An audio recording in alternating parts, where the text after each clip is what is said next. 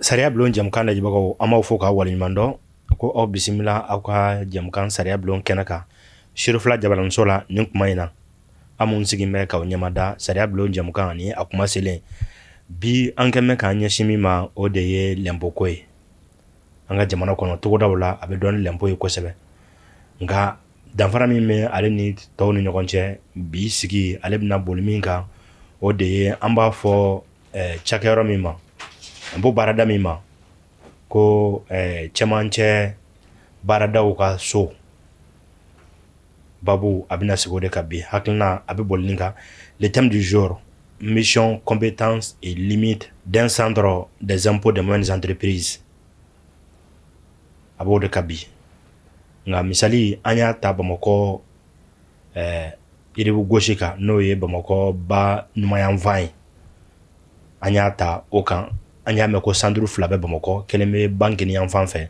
kelen bɛ ba numayanfan fɛ nka anw ka bi sigi a bɛna tali kɛ min kan o de ye Bamakɔ ba numayanfan n'an ko ko Iribu gosi o centre min bɛ yen nɔ n'an bɛ f'o ma ko SIM 1 an k'an sigi o kan bi jɔyɔrɔ jumɛn b'a la fanga jumɛn b'a bolo dan jumɛn bɛ a la babu bɛ o de kan bi maa welelen o kɛnɛ kan cakɛda ɲɛmaa don monsieur Boubacar Dramé chef du centre des impôts des moyennes entreprises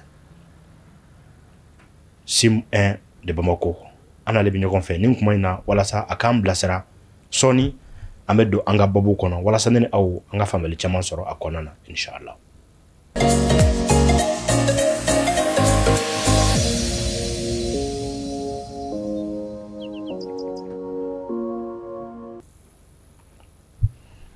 Chef Dramé an b'i fo k'i waleɲumandɔn nanzarakan sigi kɔfɛ bi tuguni i ka sɔn ka anw bisimila baarayɔrɔ la ka kuma i ka baarayɔrɔ in jɔyɔrɔ kan nafa min b'a la a kɛn bɛ ka wulikajɔ minnu kɛ an ni lɛnposaralaw cɛ baaraɲɔgɔnya bɛ cogo jumɛn ani impôt sugu jumɛnw bɛ sara la a ka diya an da sera a ma kitus o ye mun ye i sɔnna k'o sigi mun kɛ n'an ye bi tuguni an bɛ fo k'i waleɲumandɔn. Alhamdulillah rabbil alamina bismillahir rahmanir rahim me an filɛbaga bɛɛ fo Sherifula TV mɔgɔw m'aw fo k'aw barika da k'an ye nin kɛnɛ in kan bi nin fana ye danaya dɔ de donc jamukan in sariya bulon fɛn min a tɔgɔ bɛ a yɛrɛ fɔ anw ye sariyatigiw ye an bɛ a kɛ cogo bɛɛ la yaasa jiginna kana kan na an bɛ sariya appliquer impôt tɛ taa sariya kɔ impôt sara wajibi don depuis bi ma se anw tile ma se fɔlɔ fɔlɔ impôt bɛ sara impôt de bɛ dugu bɔ bolo la impôt bɛ togoda bɔ bolo la impôt bɛ m'a dɔn n b'a fɔ cogoya min na impôt jɔyɔrɔ ka bon kojugu jamana kɔnɔna na ni ala y'i kɛ o baarakɛla ye f'i ka mɔgɔw nɛgɛ wari sara a ma nɔgɔn dɛ a bɛ fɔ bamanankan na cogoya min na ko wari ye nun kɔnɔ si ye n'i y'a sama i ɲɛji bɛ bɔ mais fo impôt saralaw k'a dɔn k'a fɔ d'abord impôt sarali ye wajibi ye mais impôt bɛ kɛ ka mun de kɛ n'an y'a sara ka kɛ wajibi ye a bɛ taa yɔrɔ jumɛn ne hakili la n'o dɔnna u ka wari sara a bɛ da u fɛ donc n tɛna bɔ an ka émission in cadre kɔnɔna na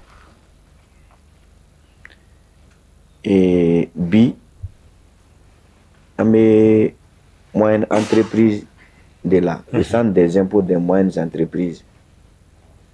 À ce moment-là, à tes sans sababo, service créé là. Monsieur Kafo, il y a 2021, 2022, 2023, mais 2024 là. Follow la direction des moyennes entreprises de Tundo, direction de Tundo. Directeur de Tundo à chapeauté, ani chef de division, nga autorité nana kana boulouare da ko ka direction des moyennes entreprises ko ka chief lay comme ya fo tuamna rive gauche ani rive droite angone me yorom na bi o rive gauche ni nga compétence abata commune 1 kana commune 4 la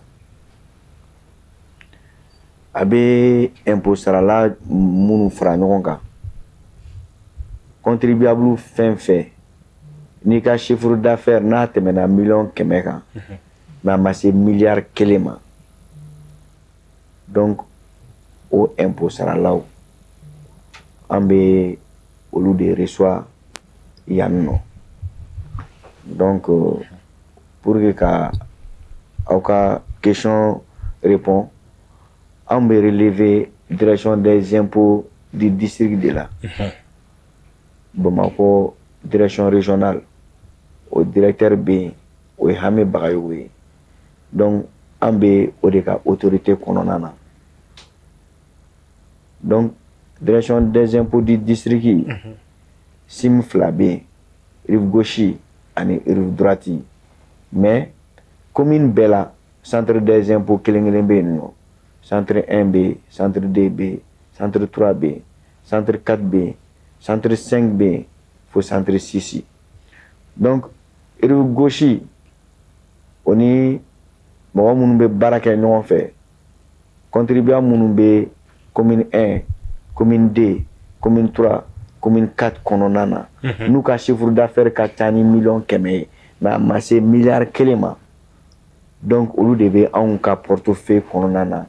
Olu de ni anw bɛ baara kɛ ɲɔgɔn fɛ olu de b'u ka impôt sara an fɛ yan nɔ mais pour que i kana rive gauche la f'i ka chiffre d'affaires ka tɛmɛ $100 000 kan mais a tɛ milliard dépassé donc n'i y'a jate minɛ an b'i komi camancɛla mɔgɔ an bɛ $1 000 contribuable an b'olu ni milliard cɛ. Parce que ni tɛmɛna milliard kan dɔrɔn an bɛ taa ni grandes entreprises la la direction des grandes entreprises ni tɛmɛna milliard kan i bɛ taa mais n'i ma se o ma i y'a faamu i bɛ to anw bolo entre milliard et 100 millions mais ni jiginna 100 millions jukɔrɔ i bɛ taa centre tɔw na Bamakɔ centre la voilà ni yɔrɔ in perepere diyara n ye kosɛbɛ bamanankan don anw yɛrɛ kun bolo n'a fɔra ko 100 millions o kɔrɔ ye baarakɛyɔrɔ wari bɛɛ lajɛlen farala ɲɔgɔn kan i ka feere i ka jagokun a musaka bɛɛ lajɛlen farala ɲɔgɔn kan san yɛlɛmana ka mun t'i bolo n'o sera sefa wari $1 000 ma i bɛ na o fɛ a kun b'an bolo de ka o $1 000 de bɛɛ bɛ ta k'a di aw ma jago tɛ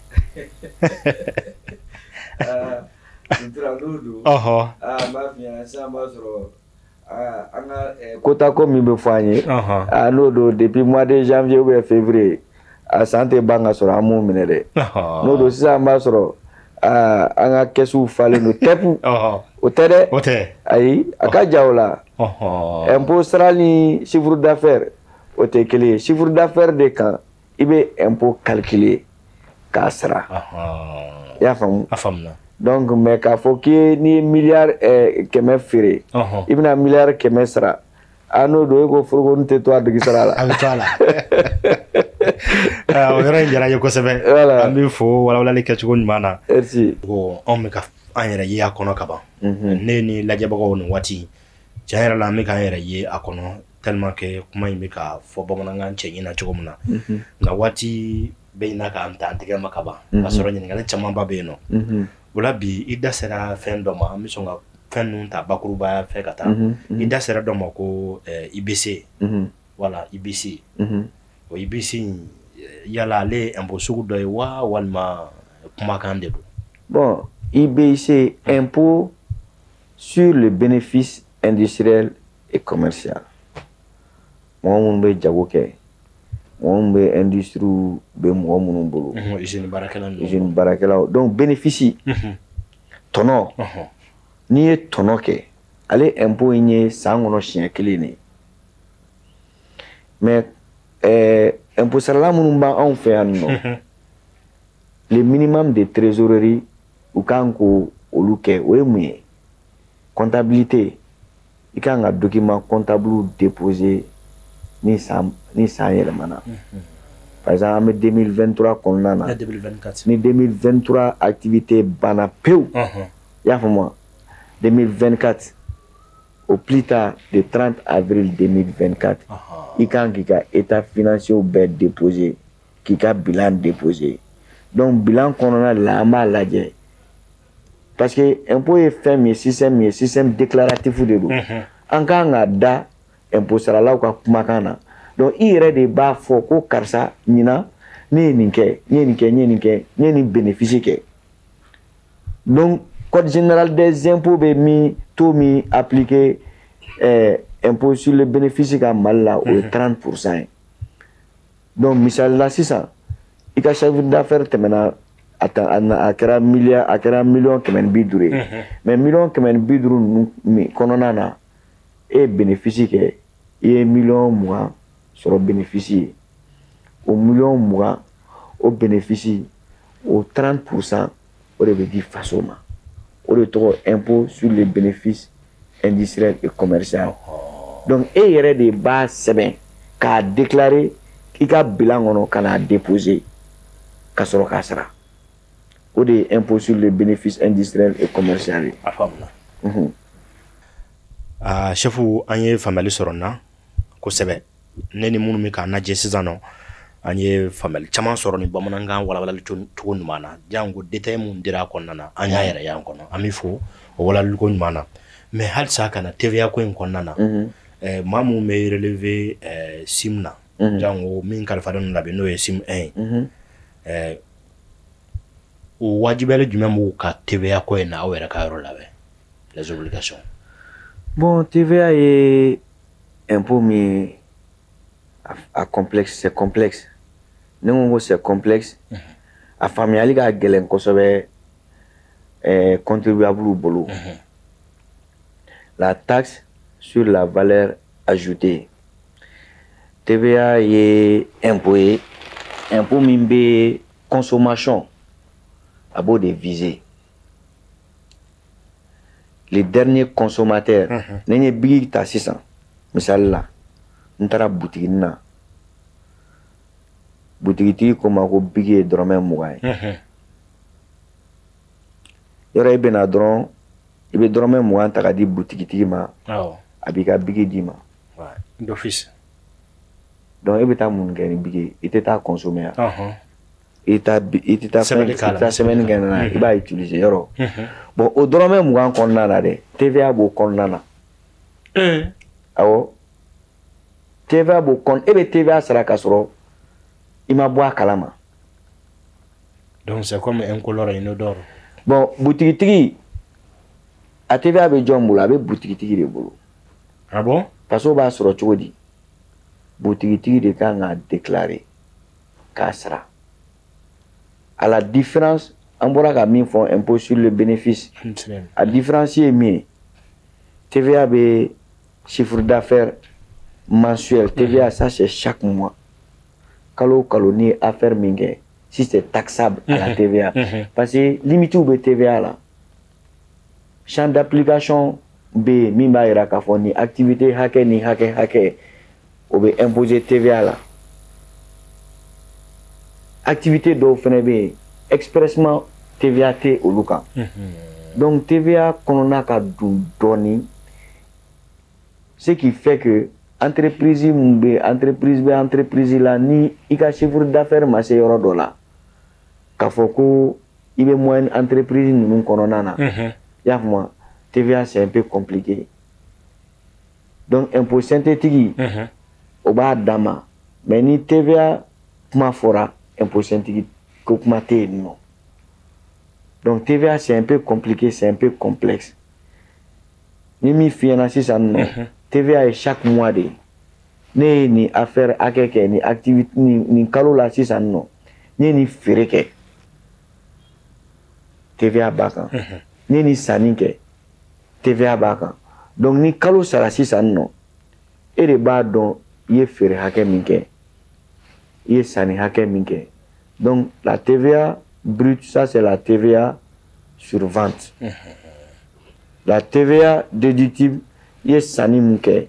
Ou que TVA déductible maintenant la TVA nette entre la TVA brute moins la TVA déductible, TVA nette il faut faire une déclaration il vient ça.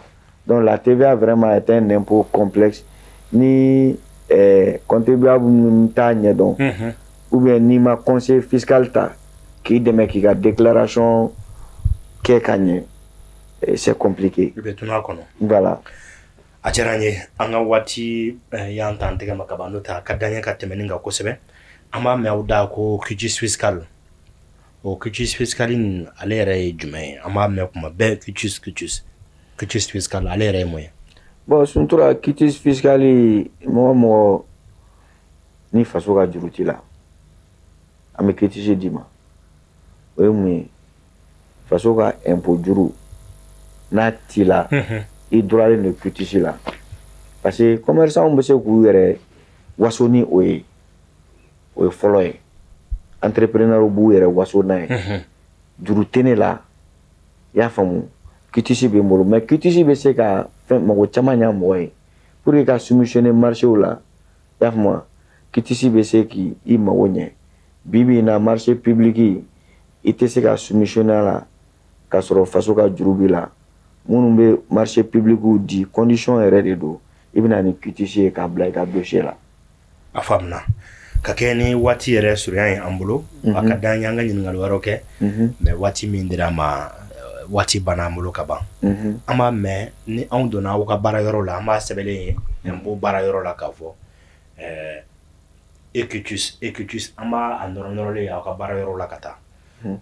Bamakɔ kɔnɔna na yaw an taara an ka marabolo kɔnɔna na an b'a ye ne donna impôt yɔrɔ la i kɛlen don ka gafe fɛn dɔw sɛbɛnlen bɛ yen ko quitus ɔ yala fɛn kura de don anw tɛ nin dɔn i bɛ se ka dɔ ɲɛfɔ an ɲɛna la wa. Bon n bɛ se ka dɔ ɲɛfɔ ye aw ye a ko la quitus in ko kura don nka diɲɛ yɛrɛ taabolo de b'a kɛ an obligé len ka taa quitus fɛ parce que direction générale des impôts ye informatisation daminɛ a bɛ san damadɔ bɔ sisan nɔ donc quitus bɛ bila o minɛn kɔnɔ i y'a faamu an y'a ye k'a fɔ fɔlɔ la pour que contribuable ka quitus sɔrɔ a tun bɛ sɛgɛn parce que i bɛ taa ye receveur ne o ye document signé chef de service b'a signé n'a bɔra yen nɔ a bɛ taa direction des impôts du district la o b'a signé n'a bɔra yen nɔ a bɛ taa douane na o b'a signé n'a bɔra yen nɔ a bɛ taa trésor la.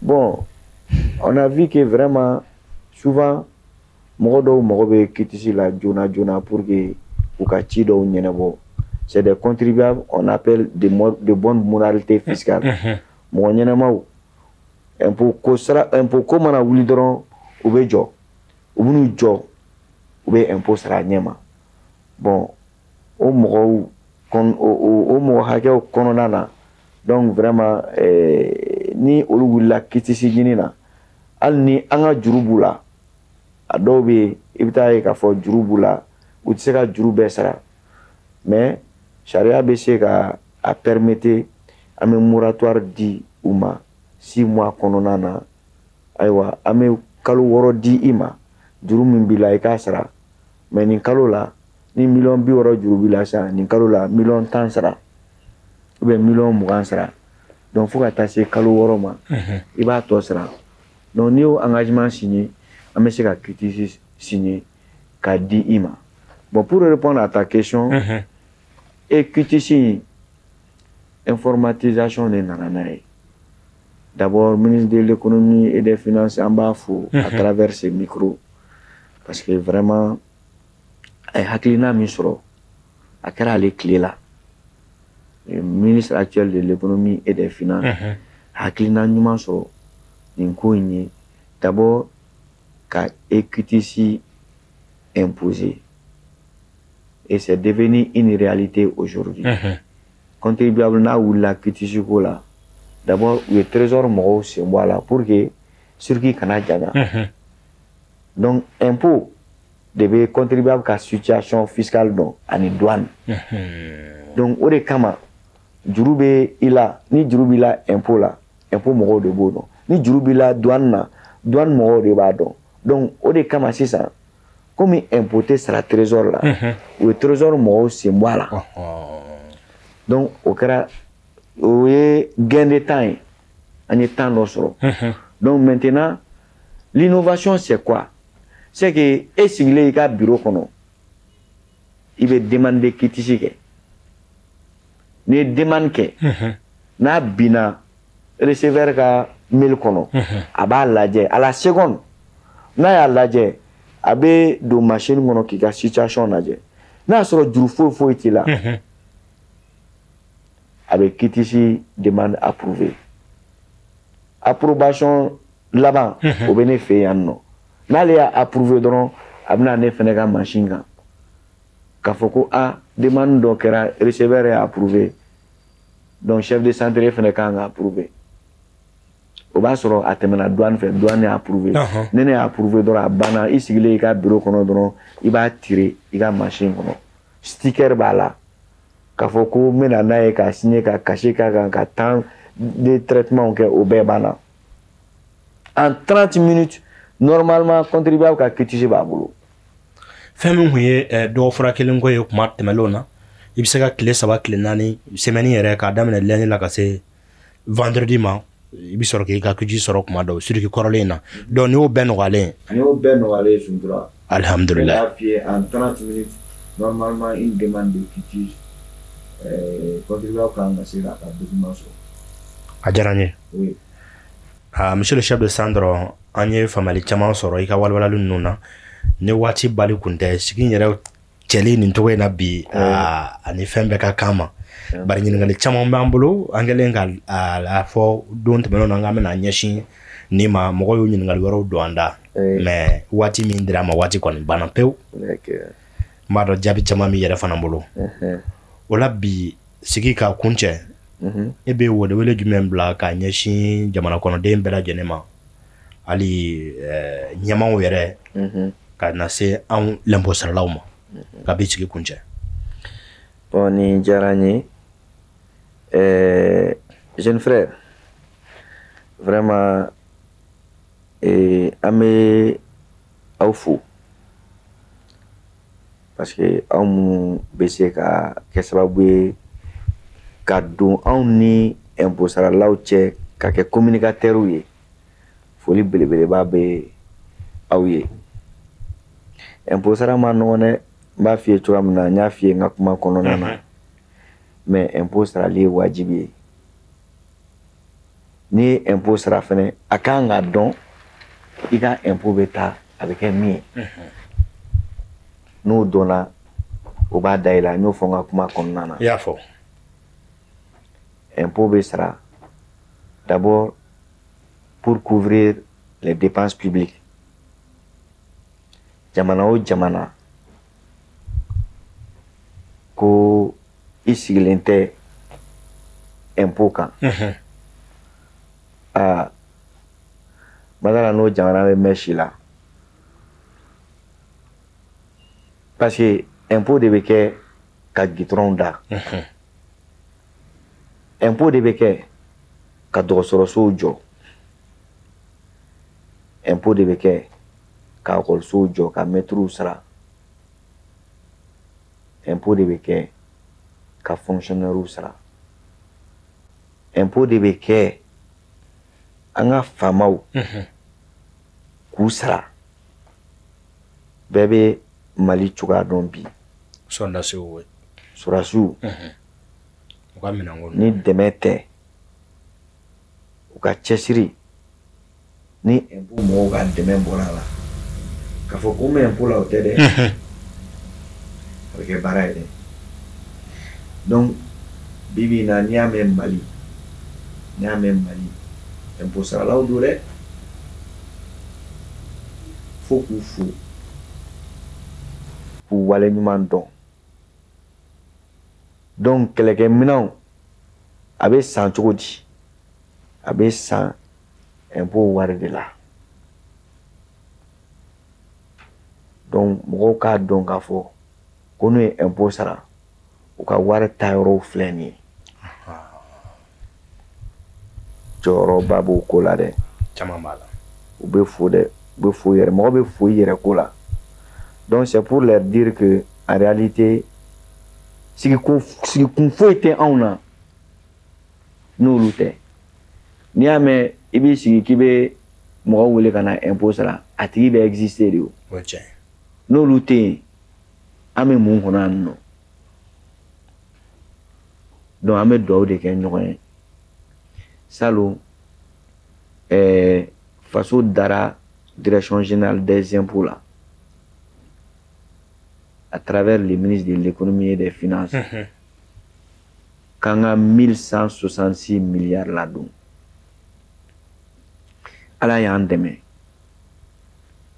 maliyɛnw de ka wari ladonnen don a donna mɔgɔ ka dɔrɔmɛ kelen t'a la bon ɲinan ta o fana ka ca ni salon ta ye parce que pour que k'a yira k'a fɔ ko jamana yɛrɛ bɛ développer il faut l'accroissement des recettes fiscales min kɛra salon fo dɔ de ka fara o kan donc ɲinan ta o ka ca ni salon ta ye ni plus de 130 milliards ye awɔ donc vraiment cɛsiri bɛ anw bolo cɛsiri bɛ impôt saralaw bolo f'u k'a dɔn k'a fɔ u ka wari bɛ taa yɔrɔ min na a bɛ kɛ fɛn min ye donc vraiment an kɔni bɛ o wele da an bɛɛ k'an cɛsiri pour que vraiment impôt bɛ se ka sara a sara cogo la bɛɛ kan ka min sara o k'o sara la faculté contributive e bɛ se ka dɔrɔmɛ 20 sara ne bɛ se ka 100 sara cameraman o bɛ se ka 1000000 sara ça dépend de la faculté contributive de tout un chacun dɔw yɛrɛ bɛ o tɛ se ka foyi sara donc c'est pour leur dire que charia ye an bɛ ka charia de appliquer que les uns et les autres comprennent que an t'an yɛrɛ sagola baara la mais bɛɛ n'i ka baara don bɛɛ n'i dakan don an obligelen don ka ɲɔgɔn minɛ y'a faamu pour que vraiment jamana in bɛ jɔ. O diyara n ye an bɛ fɔ k'i waleɲuman dɔn. Merci. O de bɛ dansigi bi jamukan sariya bulon na nin waati in na an kun sigira ka masala ni cakɛda in n'a bɛ fɔ o ma ko SIM 1 le centre des impôts des moyennes entreprises rive gauche de Bamako n'an ko SIM 1 an n'ale ɲɛmaa kun bɛ masala la nin waati in monsieur Boubacar Darambe sigi tɛmɛnen aw y'o jaw ye an kumana o kan bi tuguni a sɔnna k'an bisimila walasa an ka masala ni hakilina kelen fana kan minnu bɛ nansarakan mɛn o ye faamuyali caman sɔrɔla bari n'i y'a ye an bɛ nin sigi ninnu boloda k'a kɛ kan filaw la dɔw bɛ yen nɔ u ka faamuyali man bɔ bamanankan na nansarakan na o b'o faamu donc an ma maa si jan la bɛɛ b'i niyɔrɔ sɔrɔ nin fila kɔnɔna na n'i ma bamanankan mɛn i na nansarakan mɛn baara taabolo don an bɔra ka kunnafoni sɔrɔ k'a fɔ musaka mun ko ɲinina lambo ɲɛmaayaso fɛ o y'a sɔrɔ fo ka tɛmɛ a kan miliyari 1000 ani miliyari 160 u tɛmɛna o yɛrɛ kan n b'a dɔn tuguni san 2024 na a bɛ i n'a fɔ miliyari 1294 environ 1294 milliards en 2024 o m'a dɔn cɛsiri baaraw don a ma nɔgɔ caman farala ka tuguni an dalen don nin cɛba ni musoba ninnu na k'a fɔ an ka jamana yiriwa faama n'o ye an ka sɔrɔsiw dɛmɛni ye ka sabu kɛ kɛlɛkɛminɛnw labanw sari ye k'a d'u ma k'a wari tɛ bɔ yɔrɔ si jamana ɲɛmɔgɔw n'u bɛ kuma o kuma u b'o de fɔ k'a bɔra an ka faso nafolo la o nafolo bɛ bɔ min o de ye aw ka lɛnpo sarata ninnu ye k'an ka dɔn k'a fɔ an ka lɛnpo saraliw tɛ fu ye bilen a bɛ ka taa sira mun fɛ chef bɔra k'i da don a la k'a bɛɛ fɛsɛfɛsɛ o la nin kɛnɛ in kan min ye minisiri ye le ministre de l'économie et des finances monsieur Aluseni Sanu an b'a fo cɛsiri la ka tila ka impôt ɲɛmaa fo le directeur général des impôts monsieur Mathias Konate an b'a n'a ka jama bɛɛ lajɛlen fo DG Yakubu bɛɛ ka se Bamakɔ impôt ɲɛmaa ma le directeur des impôts judiciaires de Bamako monsieur Ame Bagayoko a ka leadership la an b'a fo ka sabu kɛ ni donna sandiri fɛn o fɛn kɔnɔ chef de sandiriw yeli bi don tɛmɛnenw na o kuma nɔgɔn nka bi u bɛɛ nisɔndiyalen don u bɛɛ wasalen don ka anw kunbɛn an b'a dɔn k'a fɔ ɲɛmaa ɲuman de bɛ yen o la nin kɛnɛ in ka a labɛn anw ye an bɛ monsieur Aliji Sidi Ture fana fo DG la n'ale ka baara ɲɛsinnen don kunnafoniw tali ma foli ni wariɲuman dɔn an b'o kɛ aw bɛɛ lajɛlen na k'a fɔ ni ala sɔnna waati wɛrɛw la an ni nanpo ɲɛma wɛrɛw na sigi ka masala min kɛ sababu ye an na u ka tɛmɛsiraw faamu ne b'a fɔ o la a k'an bɛn don wɛrɛ WhatsApp numéro ale bɛ aw ka bolo kan WhatsApp numéro an b'o bila aw ka bolo kan sanga ni waati anw ka ɲininkaliw o de b'a to an b'o o tigiw wele k'aw jaabi di aw ma kɛnɛ kan WhatsApp numéro ale bila kun y'o ye ne b'a fɔ an na ɲɔgɔn sɔrɔ don wɛrɛ salamu alaikum warahmatulahi taala wabarakatuh